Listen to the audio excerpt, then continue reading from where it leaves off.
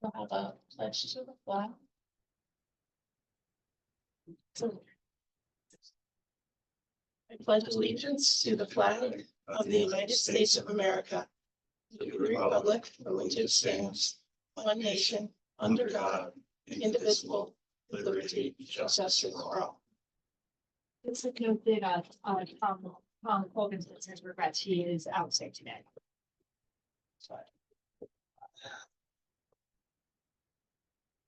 Not the anniversary with Robert's rules, so someone help me, but do we have an approval of January 9th? Do I have to do something else? Okay. First order on the agenda is the approval of January 9th, 2024 minutes. I move to approve them. Second. I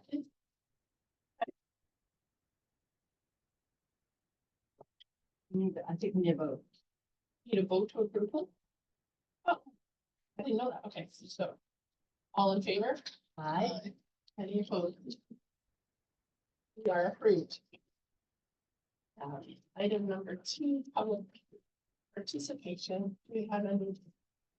Yeah, Regarding the meeting minutes, the minutes that were posted online said January 9th, 2023. So to avoid confusion, maybe that could be changed. And Oh, yeah. It should say 24, shouldn't it? Good catch. and the other thing, I'd like to thank the board for at the last meeting, deciding that the meeting should be recorded. So that's a good step for transparency for public participation. And the other thing I'd like to say is that I would request that there be an agenda item added in the month of February, May, August, and November. Because one of the resolutions that was passed by the board in response to the New York State Comptroller's audit was that quarterly payments are due January, April, July, and October. And the resolution stated that the city would report to the joint water board the status of the city and the town payments. And that would be the meeting following when the quarterly payments were due. So again, February meeting for January payment, May meeting for the April, August for July, and then November for October. And this way, again, there's just more transparency. People can see now that payments are being made on time and that they're being deposited into the joint water plan account. So I'd like you to take that into consideration. Thank you.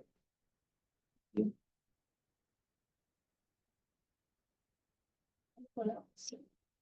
Oh, sorry. Good to see. I just have a question.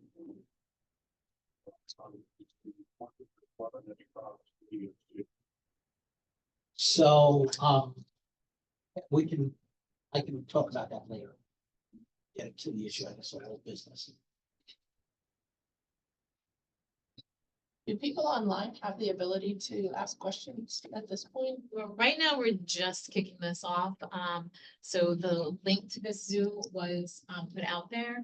But so yes, they should be able to, if there was somebody there, I think, be able to chime in with a written. I guess we're not sure how else we want to proceed with this. This is the first time I'm doing anything like this, so. Thank you. Yeah. We'll work out the kinks as we go forward. Sure. Anyone else? Okay. My status report. For those of you who don't know me, my name is Al Losi. I'm the senior operator here. I'm the other 1A in the plant, so I'm covering for Randy while he's in Florida, sucking up all the good weather. So he just wanted me to go over, I'm just gonna give you some numbers from last month. Water quality has been very well here. We averaged 11.47 million gallons a day in the month of January. Our average NTU for the plant effluent leaving the plant was 0.04, almost 10 times less than the MCL. Our pre-chlorine average for the plant effluent was 2.51 all month, and our average pH was 7.77, all very good numbers. Our average raw NTU was 42 with a low of 17 and a high of 106. I also wanted to point out that we processed 529.22 tons of sludge in the month of January. Just to give you an idea, last January, we processed 366.49. That's when they were releasing all the waters from the Ashokan. So we've had tremendous amounts of sludge so far, and I'm hoping it goes down. Can you just repeat those Yeah, I was numbers gonna for me? ask. Sure. We averaged 11.47 MGD leaving the plant. No, just the sludge. Oh, the sludge, Sorry. okay. 529.22 tons processed this January. And last January, it was 366.49. Just theory on that. Don't know, to be honest. It just, we had a lot of rain, had a lot of, frozen banks and everything, and we've had the 42 is a pretty decent average NTU. A lot of people you'll talk to, especially people that deal with groundwater, they think 1 is bad. So, Did the Ashokan release last year result in higher sludge or? yes, Yeah. yeah, that was a high number for us last year. That's why when I seen this number, I Oh. just wanted to bring that up because I'm like, wow, and I don't know of them doing that. It's not like they inform us. We just happened to see aerial views when they were doing that last year. So, we're approaching the end of our filter project. We're on number 6 UV. It's, we have Josh coming from Atlantean, the 3rd week of, this month. And when he gets here, we'll be back washing the filter, setting it up so we can do the back tees, and hopefully it'll pass like the other filters, and then we'll be online, and hopefully we can wrap this up and get it behind us. Think so. I'm so new to this. Could you give me the abbreviation of NTU? Is it nitrogen? No, it's nephelometric turbidity. Got it. So it's turbidity. Yes. I don't know about the nephelometric. It's just a method that you use to test the turbidity.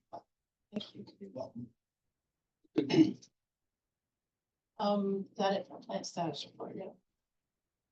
Let's talk about the IMA review team and number 4, agenda number 4. And I know that I saw an email from Rebecca that we may not be able to pick our 3 people just yet because of the town of Poughkeepsie.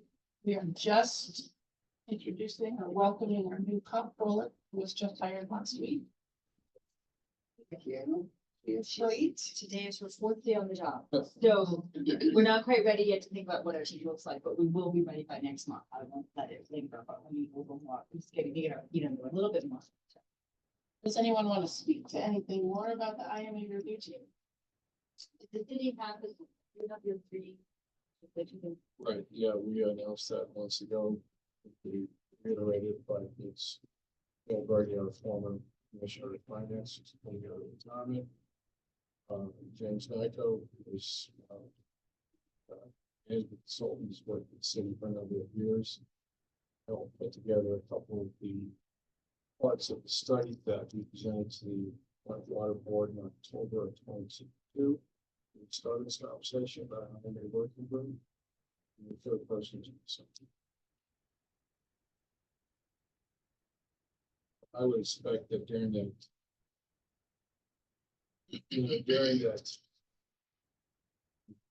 group that we would take on things like the ancient OSC report, which required this to report on kings. So We should review all of, we should review everything going on with that. absolutely. The IMA review team does not need to be approved by this body, right? It's 3 from the city and 3 from the town, and there's not a vote here, so we have our 3 appointees, we could be. Yeah, so I think what we're gonna find is the majority of the IMA and Ben help me out here, but was written to form the joint water entity. So it's gonna be quite a task. I think, one of the things that's discussed immediately is, which goes to, I think, the EFC question. Last, the passing study, I think, was in like Yeah, it's a good question. I guess to the EFC question, I was speaking again to Chris Shell. I spoke to the hotel.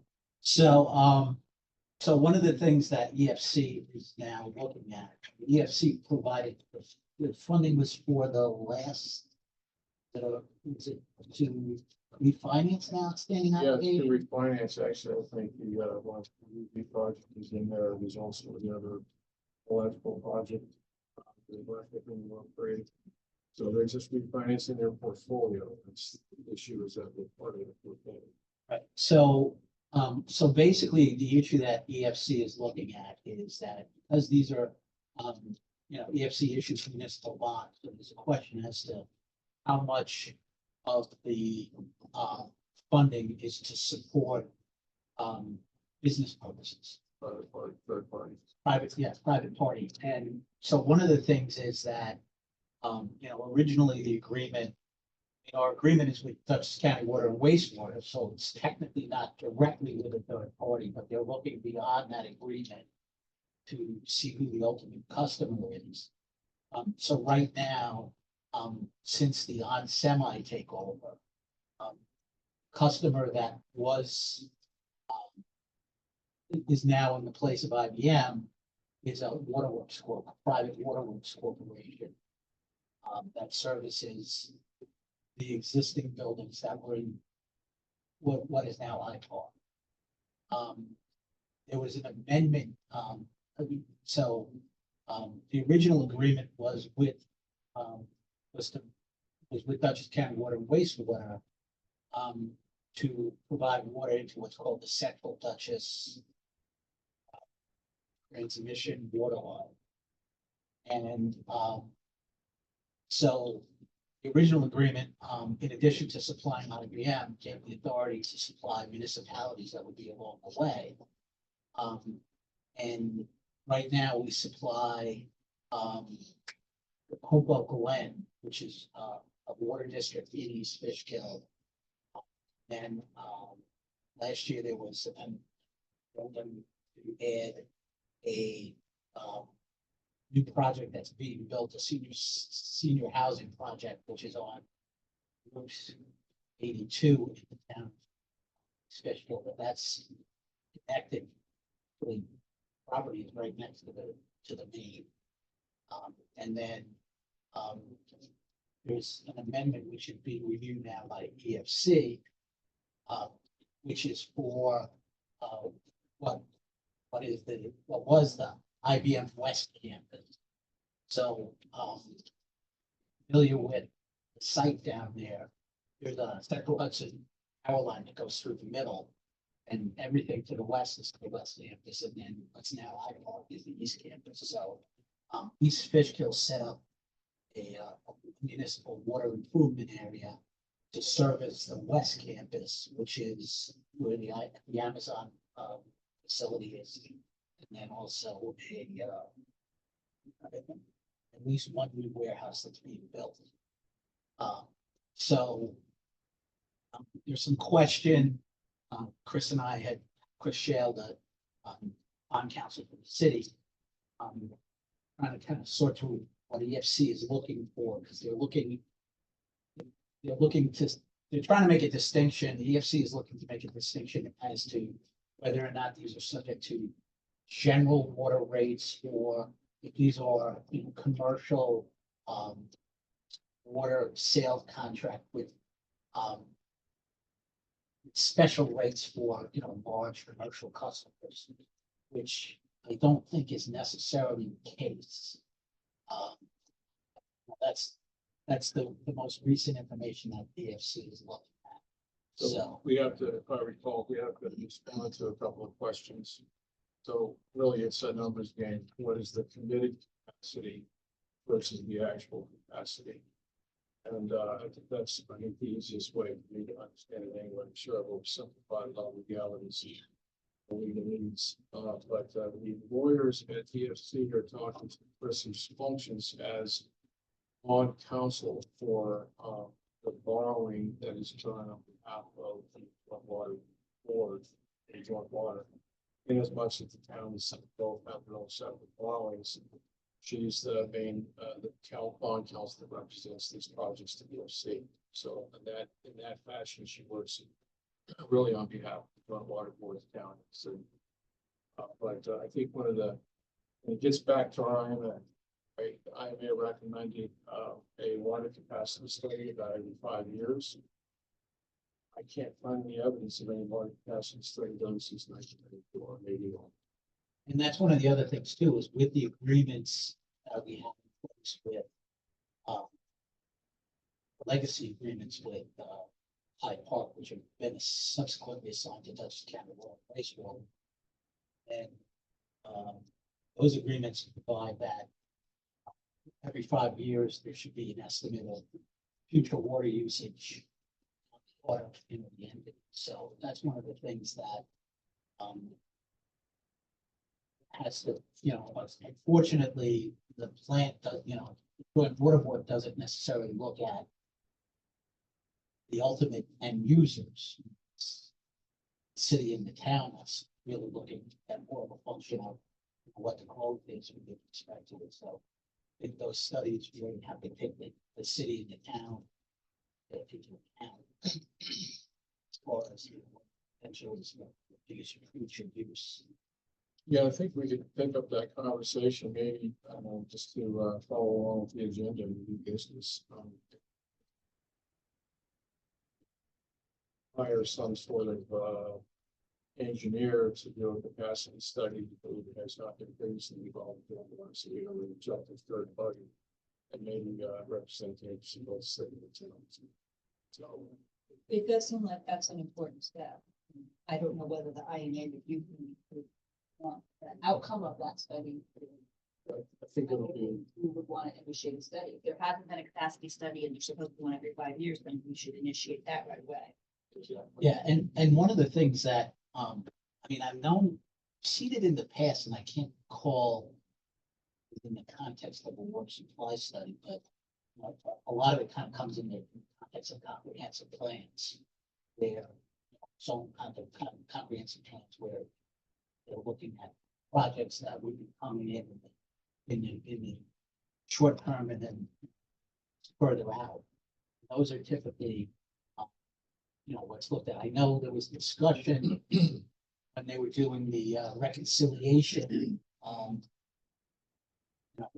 which is a bit of a complicated process. yeah, I mean, that's a whole nother issue for the IMA working group. But I think I'm looking at it even more basically. Plants are living organisms, things change, especially over, 30-year period. I got my math right. There have been different valves and wear and tear. So, I think the place we start is with water production. Validate the water production capacity number first. And then, the usage that you're talking about, the role in the city of the town becomes part of the conversation. If I remember right, last time, we also had a conversation about the number of different customers in the different, in creating a chart or a document that helps us keep track of each customer, each water district, the central, the water that's being purchased through the central water line, and what the rate is, what the cost is when that contract was signed. It would be very helpful for those of us to review. And I think probably for everybody, just for record keeping, so that it's not just in someone's head, but that it's written down, to have a list maybe by the next meeting. Yeah, of those contracts. that's actually something that EFC is looking at. Because one of the things that EFC, one of the questions EFC had asked is, what is the number or commitment that we have in the contract versus how much is being generated? So for last month, it was 11 point. Committed versus production Right. capacity. Right. And do we have that document? Has it been created for EFC? No, it's in the process. So, and then one of the other things is that, based on that, we also have to work with, what the rate is being charged. So with respect to the rate for everything going through the central Dutchess Boardwalk, that's all charged at one particular rate. And then the arbors and the, Greenbush contract is a slightly different rate. It uses the same index, but it had a different starting date. So I'll just have to confirm with Randy where we are. Don't believe those two numbers are the same. But that was kind of one of the things we were talking about. We wanted to, when we were, potential to renegotiate the agreement, Central Dutchess water line at the time on Semicon came, and that was kind of one of the things. Trying to get all the rates the same. That way. Attract different rates with different contracts. If I could add, I think in addition to our list, a schematic or diagram of the system, I think is what we asked for last night. I'm not sure where that comes from, or seems like we already about that now, but Now, do you know if we have something I like think that? Randy mentioned he had something, you know, but would I don't know if you guys think, know. No. No. I think it might even be useful as we have our discussions before that, something not go on wall, we can refer to. Because I know one of the things that was surprising to me in the last time I really looked at nuts and bolts of the IMA, one of the things that was transferred on of that agreement was there's a main, I guess, that goes from a plant to one of the facilities in the town, which is now it's part of the IMA, it's owned by the plant. So, Yeah, I think we're gonna find all kinds of good questions. so that was, I mean, it's, and I believe that's more or less where the distribution to the point customers. I don't know if it's the Fairview pump station or not, but where the main that comes out of the pump goes to facility, which is, because there's a reference in it to a deed to that. sort of item. So, but yeah, I mean, it's, and then, you know, a lot of the things, both in the IMA and also with the, you know, the contract, Central Dutchess water line, they were both you know, entered into before the work was completed. So there's a lot of contingencies as far as if this gets built, that doesn't get built, so.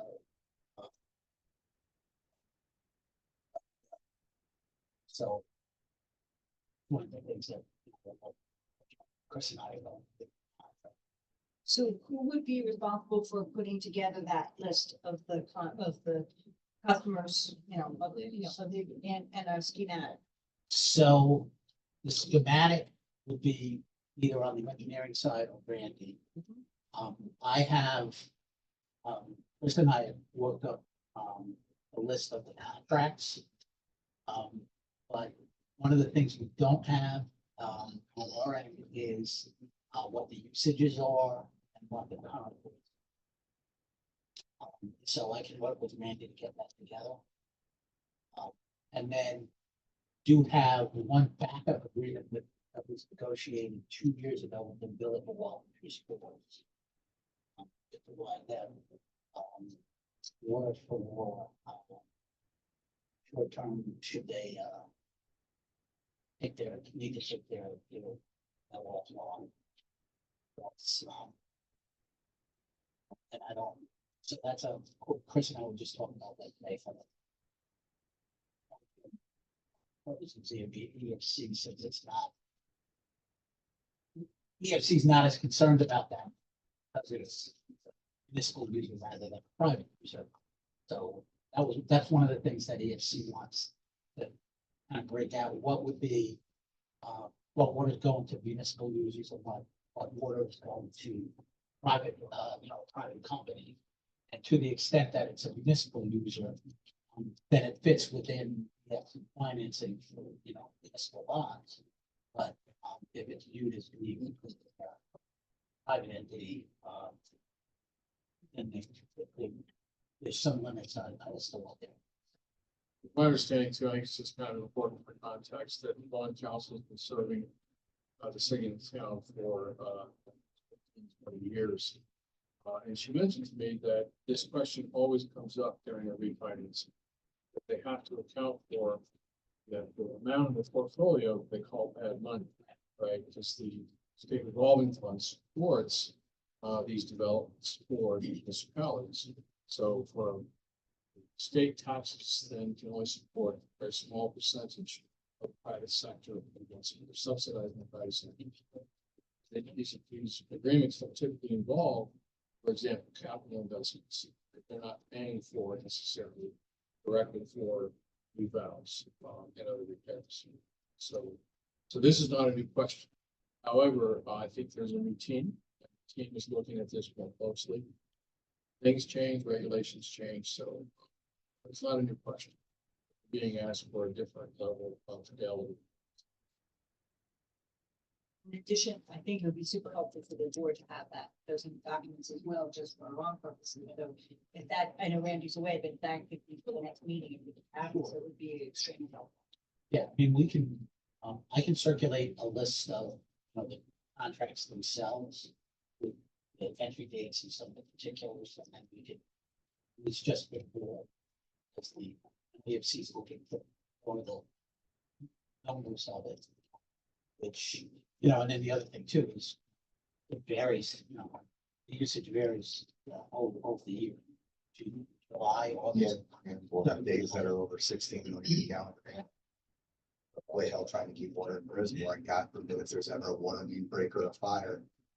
So This is probably a good preliminary steps for the IMA working group, because we're gonna wanna, have all of our documentation in one place accessible for all the members of the group. And by extension, by the board members in the future, so. And then, to the extent, one of the issues that Chris and I were discussing, the early agreements that were done with Hyde Park. Chris had indicated that the reserve capacity for those agreements had come out of the city share. I think that subsequent to that, we made a change, so that's one of the other things that we have to look at. Well, that's Because Jim, so we can make progress with policies because that is purely municipal use, right? Yeah, because hopefully, I guess that's the question with respect to, yeah,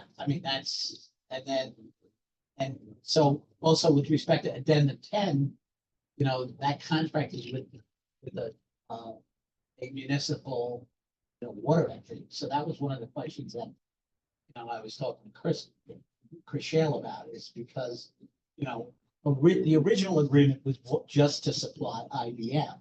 And since then, since IBM went down, the facility had been, was sold and it's turned into a condo. I thought it was a condo, so there was a number of different entities there, but the water supply, I think right now is a waterworks corporation, so. What are the obstacles at this point to getting BOCES the water? Really just EFC. I mean, we could probably, so, Jerry Kamados, the attorney for, DCW Building, that he would get back to me with some comments. But, if EFC approves that, and that's one of the things we get about is getting that contract, because it's clearly a municipal. Yeah, there are two uses, one is policies and one is Dutchess County. All up there, right? Yeah, I think that's a great recommendation. Yeah. That if we can break that out. Yeah. Get EFC comfortable, so we can move ahead with that, to municipal purpose. Be pretty cut and dried, and while the lawyers for EFC want water on bond council, Dutchess County, areas involved. That you guys then figure out the rest of the stuff, moving forward, I think that'd be extremely helpful. Yeah, I think if we could get them to sign off on that, because, I think that could be a simple email. Yeah. Speak okay. to the EFC, legal counsel. You agree with that? Yeah, no, I'm working on advice and counsel here, so. no, like I said, Chris has been dealing with EFC for years, so I didn't want to step on her toes, but like I said, that one, she and I both agree with that. That one's pretty easy. Yeah, no, I was very pleased to find out, working with Dutchess County wastewater authorities, longtime lawyer, Jerry, Yep. there, and working with you, that's how it should be. Yeah, the agreements are not the most straightforward. Exactly.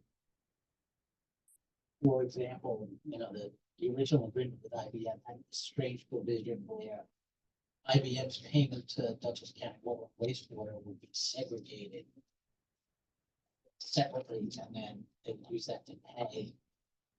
But if IBM didn't pay, and the board, that DCWWA was still responsible to make the payment, so it was unclear why that payment was to be segregated separately.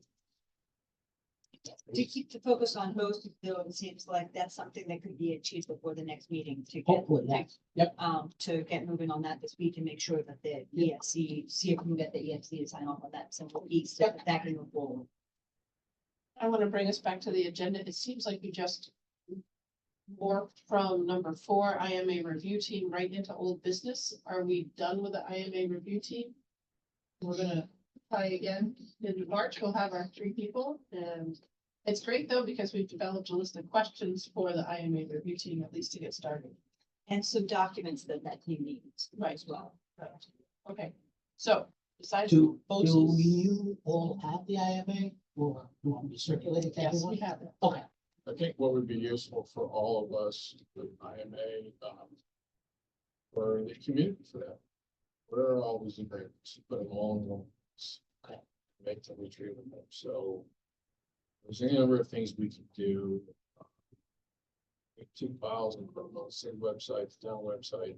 We're standing up a share file for the IMA working group if they want to use it. Everyone has access to all the same information. I know it gets difficult with schematics because you need a level of detail that often gets lost in the PDF or how to make a copy. Clearly, all the agreements. I mean, to me, our end doc ought to be that we sit down with a member of the board. And read all the agreements. Okay. So then moving on to 5 old business, I think we've covered BOCES, but is there any other old business?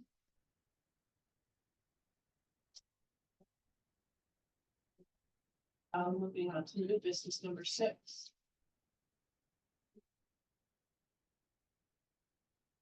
Brian, you had mentioned possibly getting a 3rd-party engineer to do a capacity review.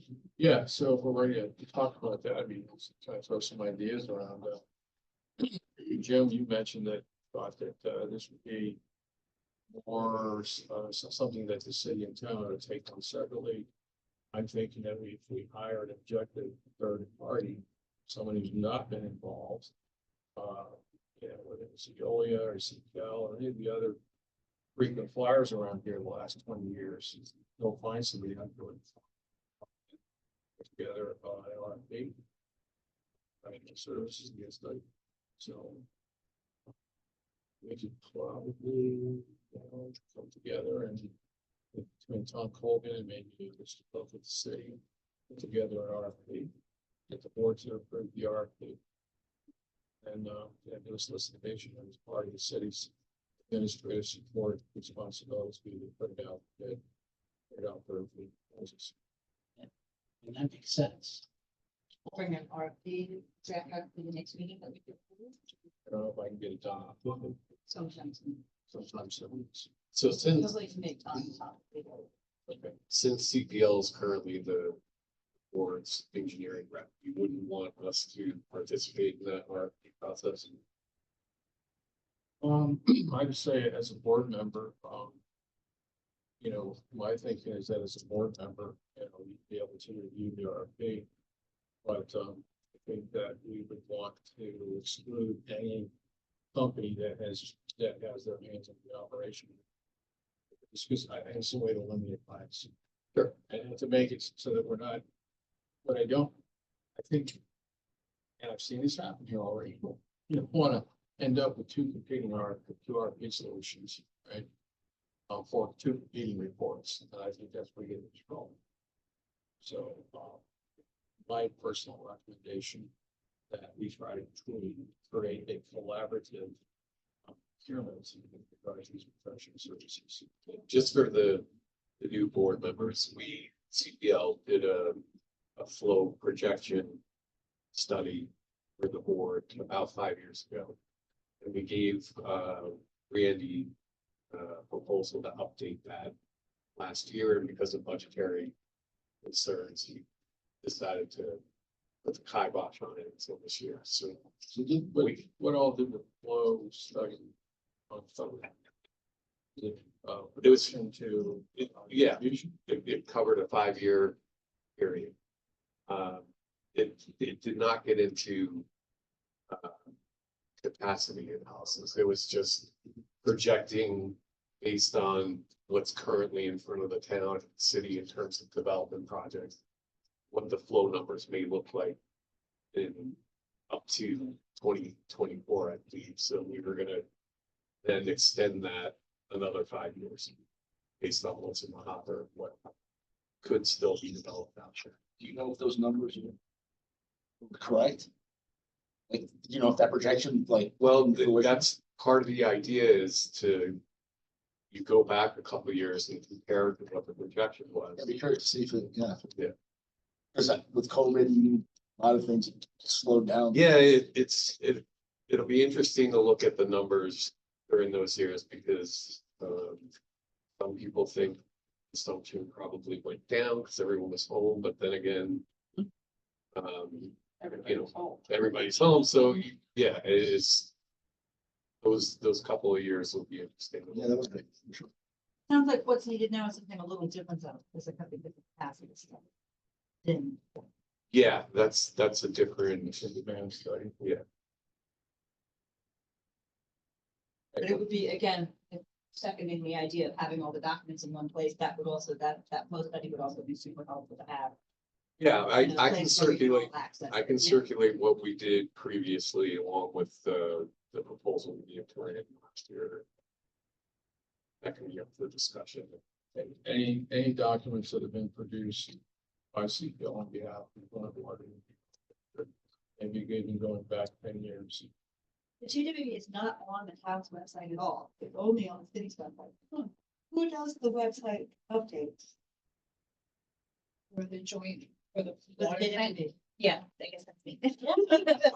Just learning stuff now. But the so question is whether all documents would be kept there in one place where they could be, accessible, or whether there should be a way of doing it. I mean, we could easily do that. I'm just learning the website world there, so, but I can, put stuff on there if you want them on the website.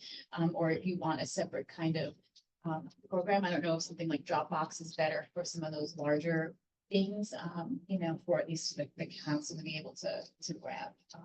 But we can put whatever you want on the website. You tell me, it'll be there.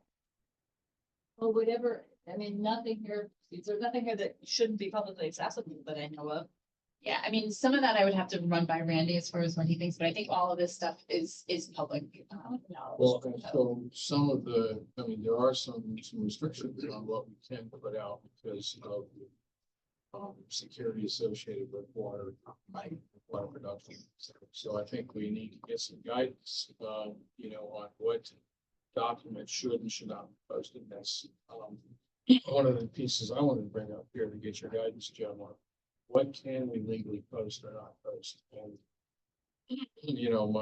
my retired military guy mind has, immediately defaults to this kind of thing. We want to protect everyone's security here. Our ability to produce water is really, really important. So I think some guidance on the place. Yeah, I mean, as a general rule, with respect to, the infrastructure itself, any plans, we could probably put like a schematic of the system as far as. The exact location of the input. Obviously, any security measures would not be, excessive, it's not. I know some communities, before I moved to Bellevue, they're hesitant to put anything on the website. Show where the pipes run and so forth underground. And again, I don't know what the default is in New York, or susceptible as anywhere else. So Yeah, I mean, and then the other thing I know, some municipalities with respect to, SCADA, it's also, any kind of discussion regarding software for operating obviously that wouldn't be included. I know some municipalities consciously pilot access, outside access to get into, operation facility for sure.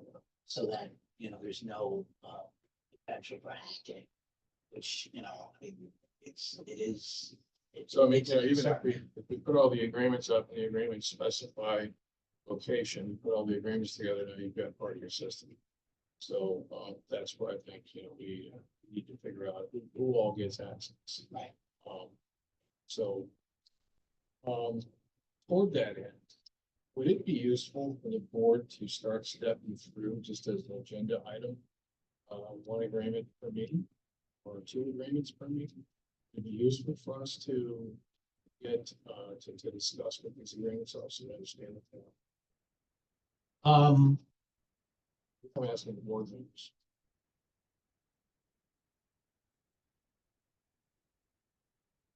My suggestion would be to do it in a closed session. Because it's really related to contract negotiations. So it's that way, we can have an open discussion about what the contract means and as an attorney-client session, that would be, So is there any precedent? Wait, these are labor contracts? no, they're contracts with third parties. And that's an executive session? If you're getting it, attorney advice as the meaning of a contract would be attorney-client. So the meaning of a contract? Yes. I haven't seen it used that way. I would say myself, I would rather see all the contracts together. It would be helpful to, again, it's comparatively thinking across the board that would be helpful. Not that we shouldn't necessarily work through a couple of each meeting, but the big question for me is thinking about them all as a whole. So I don't know. Yeah, I guess. Again, I also, I'd be aware of how many contracts there are, right? There might be- So really there's 4, 5 if you include policies, 5 contracts. And then the Central Dutchess Water Line contract has some supports to it, which Yeah, I really apologize. just changed the. I went to a solution, what I should have done was pose a better problem statement. Is the board feeling a need to improve their knowledge about, that would help the position? Just so that what could we make as a routine part of this meeting? To help us educate ourselves about water facility and water production. Anyway. I want to feel entirely capable about everything we're discussing.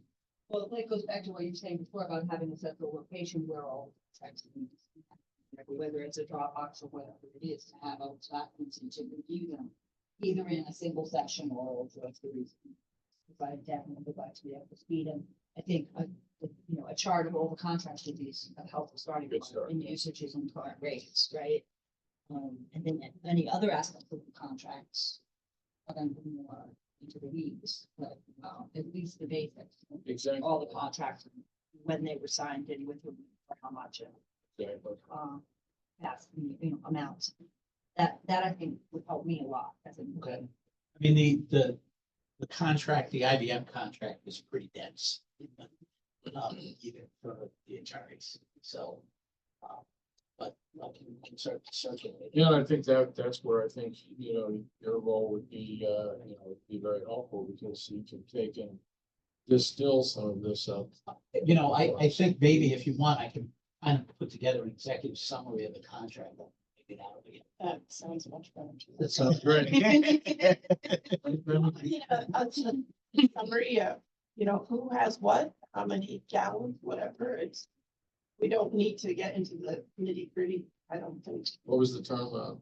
NT or NT? NTU. NTU, there you go. We don't need to get into that. We just need the T on that. You probably need a copy of the contract to refer to. Sure. But the more help, put an executive overview or a comparative list will help us get it written.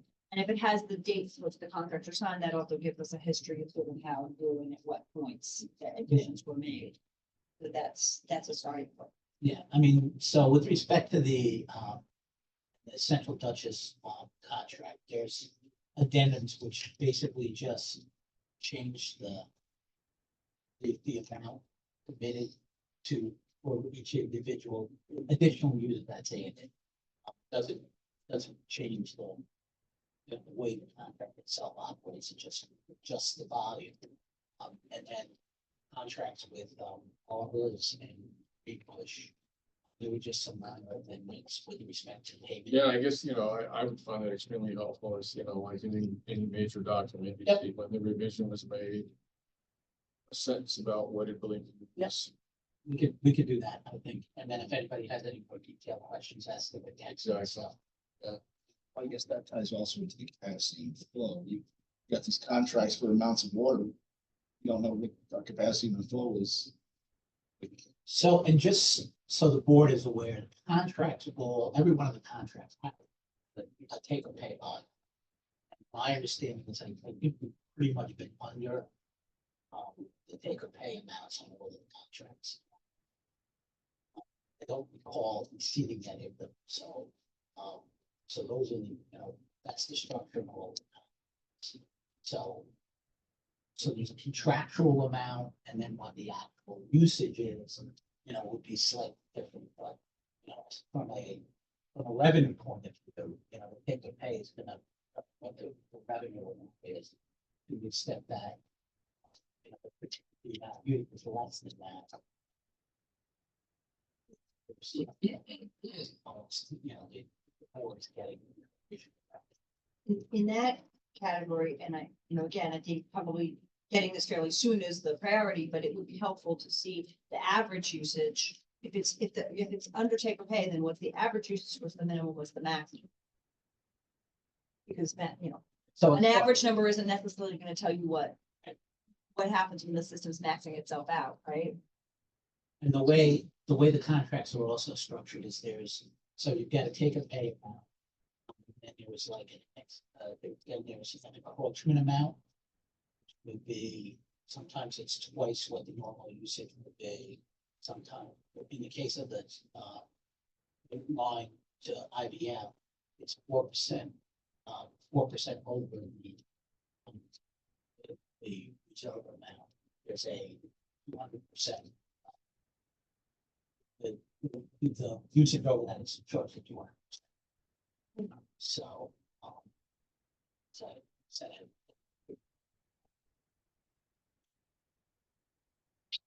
not to say you won't.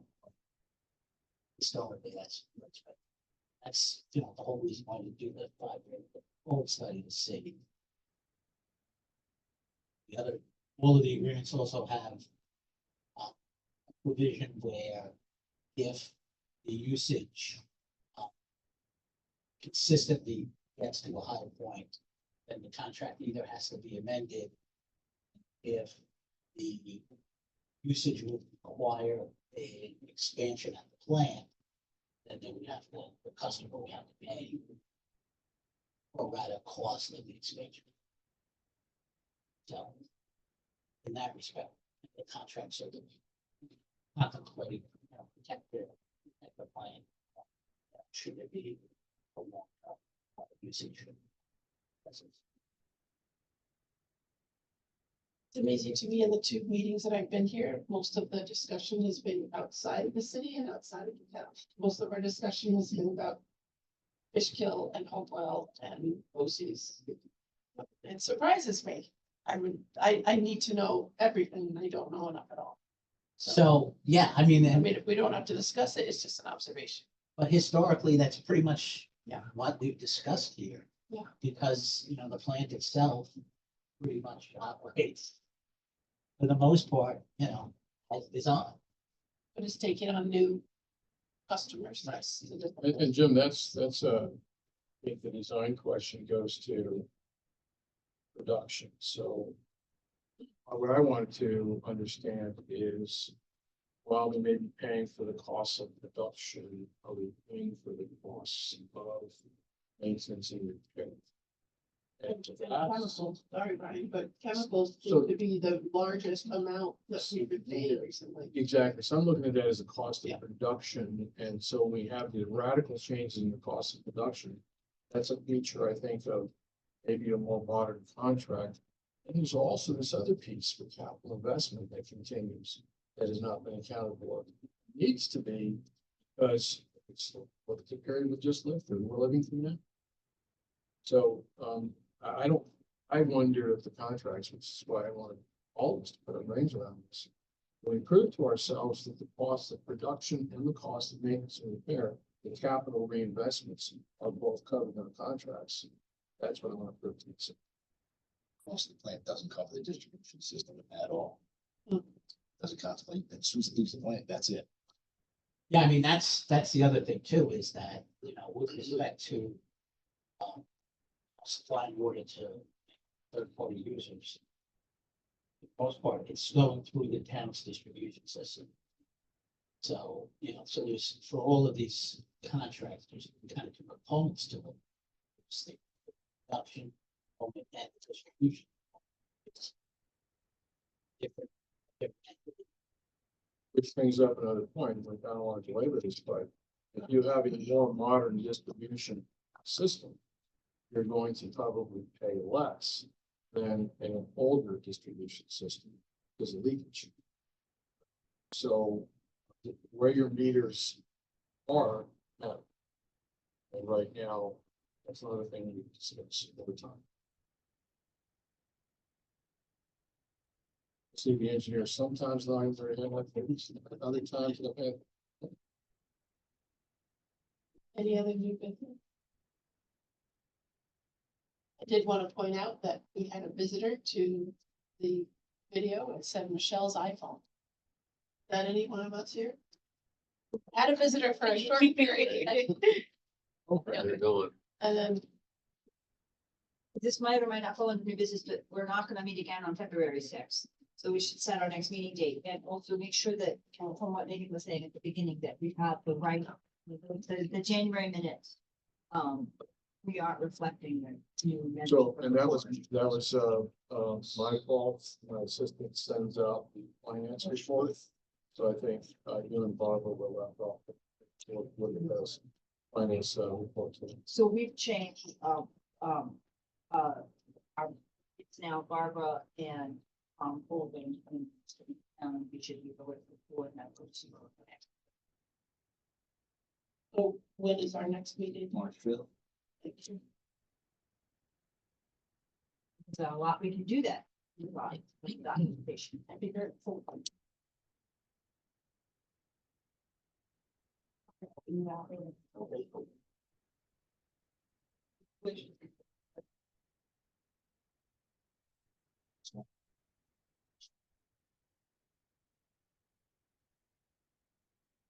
Yes. Yeah.